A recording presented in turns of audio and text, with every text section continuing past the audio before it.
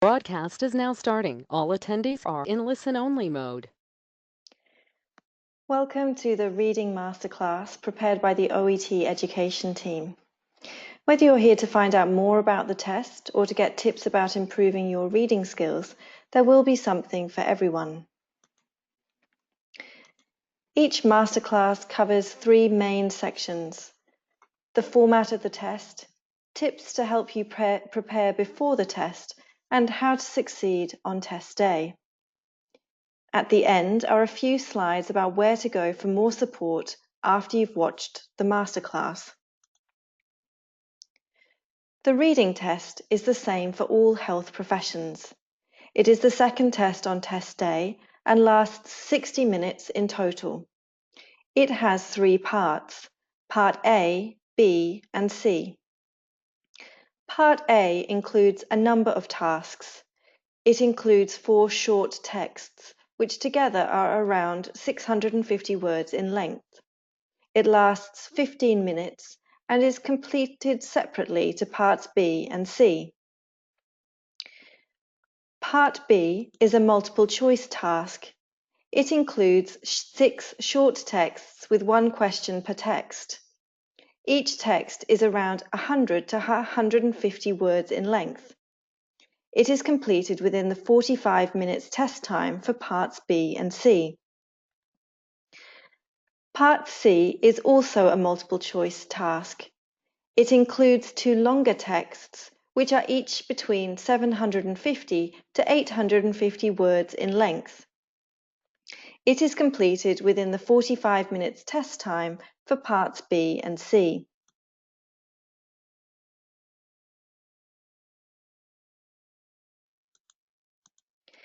Each part of the test has a different testing focus. Part A is testing that you can skim and scan texts for information. Part B tests a range of reading skills, including reading for gist, purpose, main points, and detail. Part C also tests a range of reading skills, including reading for inference, attitude, and opinion. Each reading test will have the same number of questions. Part A has 20 questions about 4 texts. Part B has 6 multiple choice questions to answer, 1 per text. Part C has 16 questions to answer, 8 per text. Each question is weighted equally, meaning your overall score is calculated out of 42 marks. The texts you read in Reading Part A are workplace texts, which you might need to consult while treating a patient. You might read treatment protocols, medication information, treatment paths, or diagnosis tools, for example.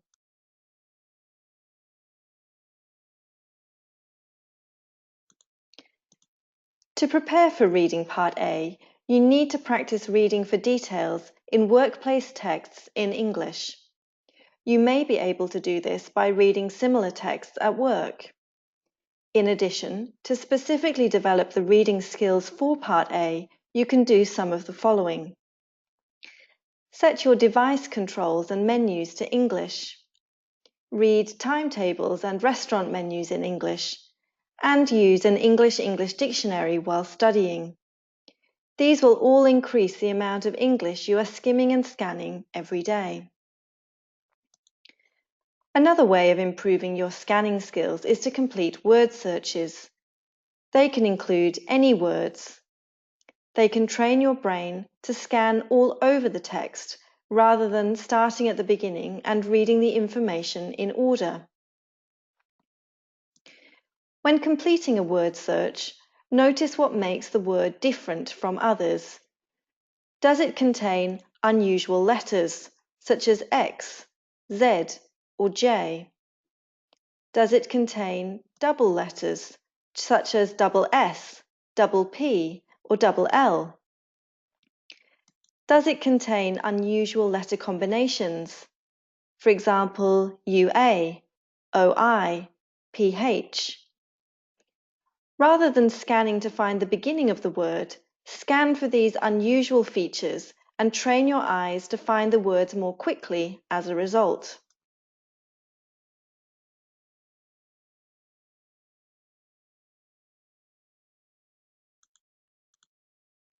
Let's look at a sample question for reading Part A. Read the question carefully to understand the information they provide. In these examples, part of the question provides the type of information you are looking for, and part of the question provides details to help you locate the answer, to help you identify which text you should look at to find the information. So here you can see the details are provided next to the answer. So if a patient is allergic to morphine, you should use fentanyl. And in the other question, where details were given about what to do if the pain is severe and unrelieved by various treatments, the answer would be to consider compartment syndrome. The texts you read in Reading Part B are also workplace texts. They are short text, so may not be the whole text as it was originally produced, but will contain all the information you need to answer the question. You might read an update, a policy document, memos or emails, or guidelines, for example. They are typical types of workplace communication between colleagues.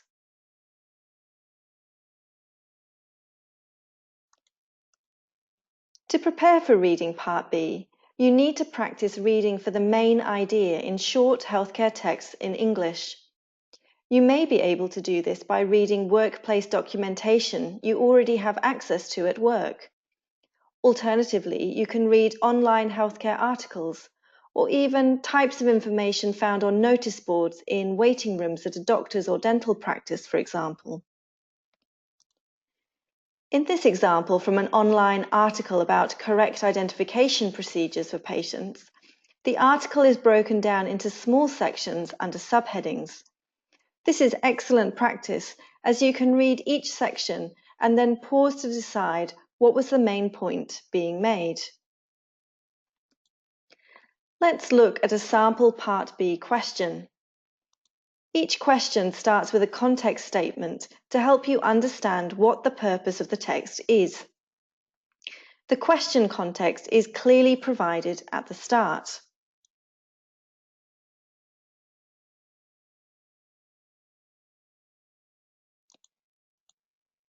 It's important to read the answer options carefully and to understand the information each one gives you. The differences are significant in helping you choose the correct option. In this example, the action is provided in a verb phrase and the detail of the action is in a noun phrase. You can then look out for these differences as you read. While reading, make sure to read all the text to check whether an answer is correct or incorrect. In this example, the information on lines 3 and 4 appear to show that option A is incorrect. By continuing to read and noticing the word however, you can understand that this is actually the correct answer. As well as reading to find out which answer is correct, it's also good to notice evidence which proves the other options are wrong. In this example, costs are mentioned, but in a different way to Part B. There is no mention of change to treatment.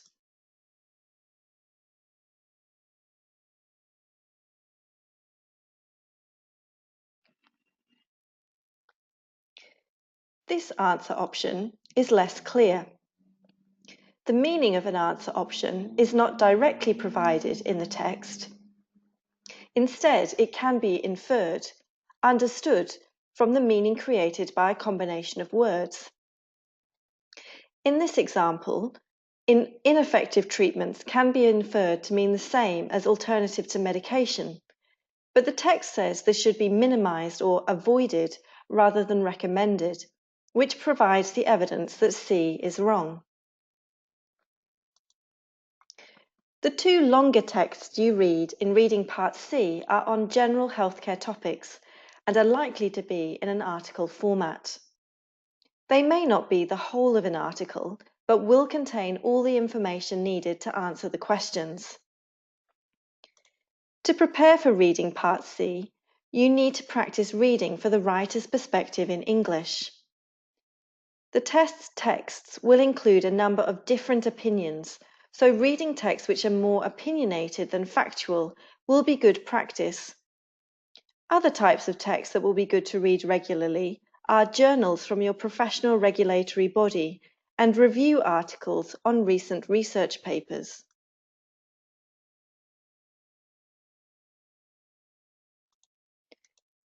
While you read longer articles, such as this one from the Journal of Nutrition, you are training your brain to concentrate for longer. You will also learn strategies to deal with unfamiliar words. This will be important for the test, as it is likely the text will include words you don't know. Don't be tempted to check the meaning of words in your dictionary while you read. Underline them, make a guess at the meaning, and check at the end if you were correct. In this example, there are 3 types of words. These first 2 words are words which would be good to record in a vocabulary notebook, as they can be applied across many different contexts. These second 3 are less familiar and are good to record for general information. The last 2 are not worth recording, as these are specific to this context only or not common enough. Select 6 to 8 words from the words that you have recorded to learn every day. Let's look at some sample questions for listening Part C. In each text, 2 questions will be linguistic questions, as in these examples. One may focus on the meaning provided by a reference word, such as it, there, they, and the other may be the impact on the meaning of a sentence by the use of a word or phrase.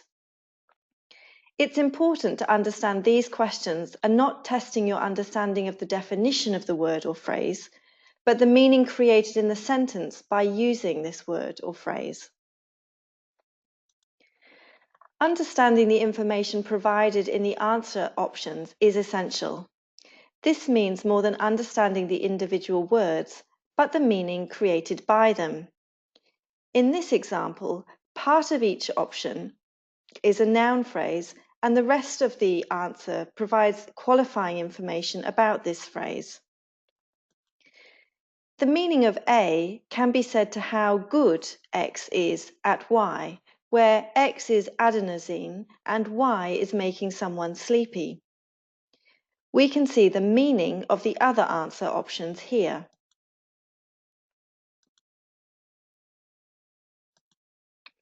By summarizing each option down to its main points in this way, you are not only making it clearer for yourself to find the information to support or deny each option, but also to understand the differences between them.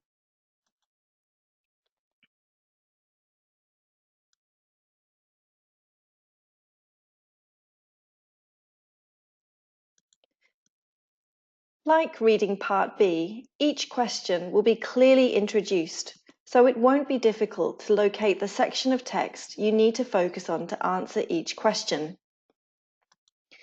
It's important to check that all parts of the answer option are included before you select that option as being correct.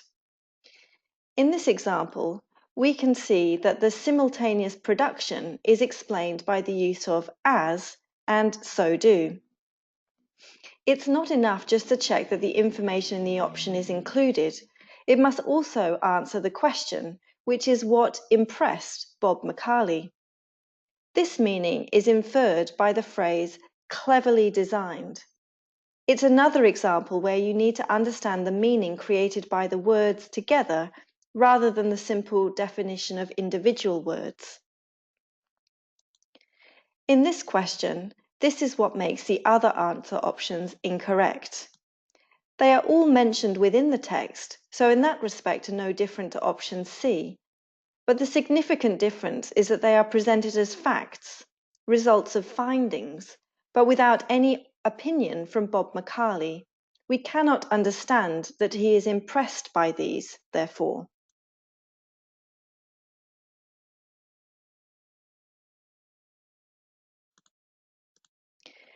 To summarize, the best ways to prepare for reading are: read a variety of texts on a variety of healthcare topics. Don't be tempted to read with your dictionary. You need to train yourself to deal with unfamiliar vocabulary and texts, so checking words as you read won't help you to do this. Save the dictionary for after you have finished reading, and use an English dictionary to look up unknown words. Do complete official practice tests so that you are familiar with the format of the reading test, but also spend time to improve your reading skills using the ideas presented in this masterclass. This will make the most noticeable difference to your score on test day. Develop strategies for time management. Do some practice reading tasks using a clock for reading Part A. Learn to split your time for reading Parts B and C, so you spend enough time on each task. To make sure you get the best possible result on test day, here are some final tips for reading Part A. At the start of the time, quickly glance at the 4 texts to understand the topic and to get an idea of the differences in content between them. Use this information to help you answer the first section of questions, matching information to one of the texts. This section is designed to orientate you to the contents of the text and introduce some key vocabulary. Then do section 2, followed by section 3. Make sure you copy the answers accurately from the text. All the answers can be copied exactly as they are in the test, and you will be penalised with spelling mistakes. Don't be too worried about the time. Work slowly and steadily through the questions. Skip anything you can't answer quickly, but you should have time to go back and add an answer at the end. In reading Part B, use the context heading to understand the type and purpose of each text. Read the 3 answer options carefully and notice the differences between them. Maybe underline words you feel important if that helps. Check the text for all of the answers. You should be able to find evidence for why one answer is correct and the others are wrong. Remember, all parts of the answer option must be covered by the text. Manage your time, as the 45 minutes is for both parts B and C. You probably want to move on from Part B after 10 minutes to leave 35 minutes for Part C.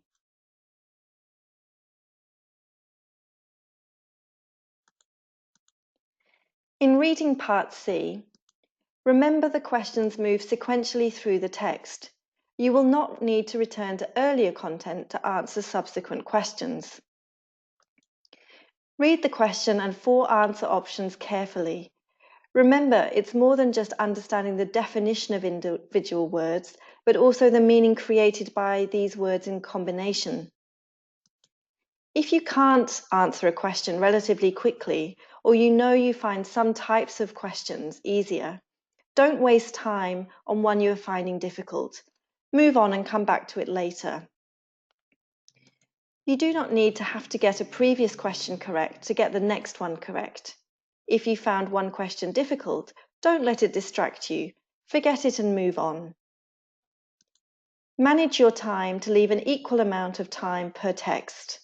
Ideally, you will have around 35 minutes for both texts, which includes some time at the end to return to any unanswered questions at the end. This masterclass on reading is available on demand, so you can watch it as many times as you like. For further ways to prepare for the reading test, visit the OET preparation portal for sample tests, tips and strategies. Join us for our twice-monthly Facebook Live question and answer sessions. Ask an OET expert for their advice with your preparation questions.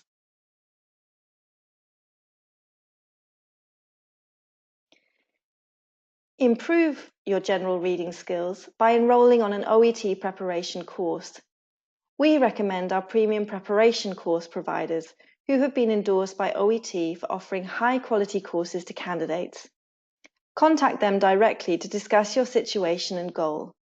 If there is not one local to you, some of them offer online options.